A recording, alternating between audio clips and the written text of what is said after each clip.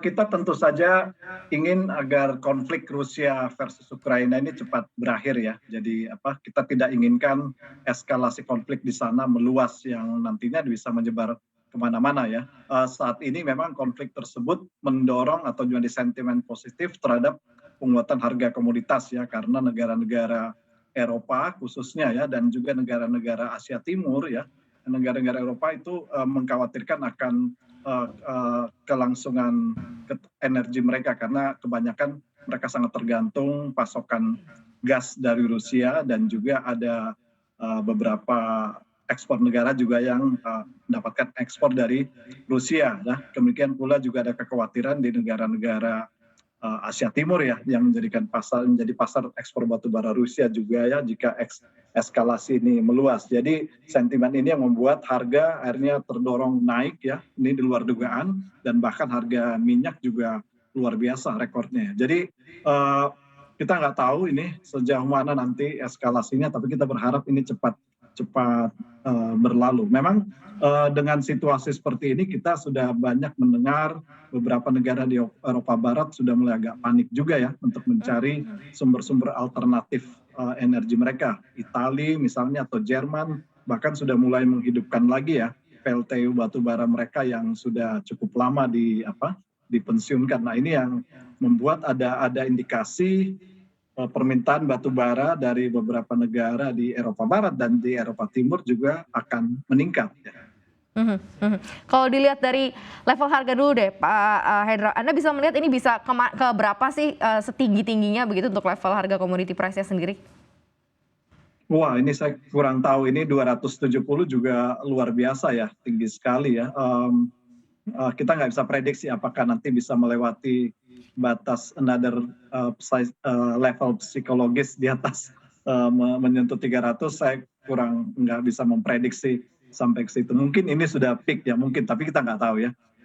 Nah, itu juga yang tentu permintaan dari beberapa negara di Eropa ini juga akan memberikan peluang ya bagi negara-negara lain ya, termasuk Indonesia ya, negara-negara eksportir lain seperti Kolombia, South Africa juga, untuk bisa mengisi beberapa pasar di negara-negara Eropa yang sedang mencari ya alternatif pasokan ya, mengingat situasi yang berkembang di luar dugaan. Dan kita juga belum tahu di Asia Pasifik ya, khususnya di negara-negara di Asia Timur yang merupakan pasar terbesar dari ekspor Rusia. Sejauh ini kita belum dengar sih ada hambatan dari ekspor Rusia ke negara-negara Asia Timur ya. Yang terjadi sekarang ini lebih banyak negara-negara di Eropa Barat dan beberapa negara Eropa Timur yang sudah mulai mencoba menjajaki mencari pembeli untuk alternatif pasokan batu bara mereka.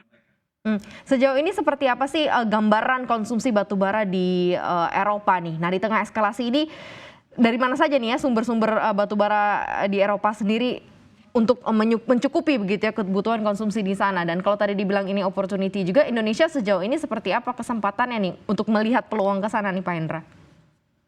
Nah, untuk pasar batu bara Eropa itu yang terbesar memang dipasok dari Rusia ya, karena secara geografis ya mereka lebih dekat ya.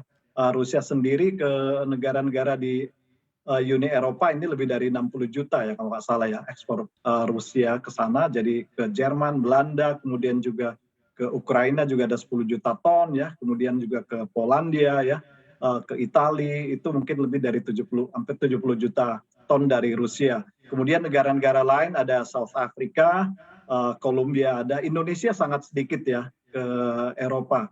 Nah, ini mungkin kalau orang melihat ada peluang, tapi ini agak kita dari sisi geografis ya agak sulit ya untuk kita berkompetitif dengan beberapa negara, khususnya Kolombia ya, karena lewat jalur Atlantik dan juga South Africa. Jadi tentu ada peluang ya, kami sudah juga mendapat request dari beberapa buyer, dari perwakilan buyer beberapa negara sedang menjajaki dari kita ya. Cuma memang spesifikasi batu bara kita yang mereka butuhkan kebanyakan dari kalori tinggi ya.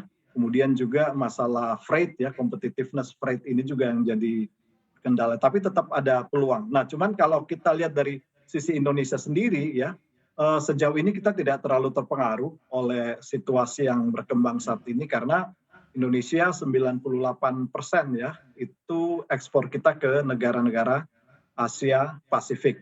Nah, namun jika ada gangguan dari hambatan produksi batu bara di Rusia, nah ini yang mungkin akan memberikan peluang yang lebih real bagi Indonesia ya, karena tentu saja pasar di Asia Timur ini adalah pasar yang memang di pasar tradisional kita ya, China, Jepang, Taiwan, Korea, Jepang ya, itu yang pasar-pasar yang juga merupakan pasar utama dari Korea ya.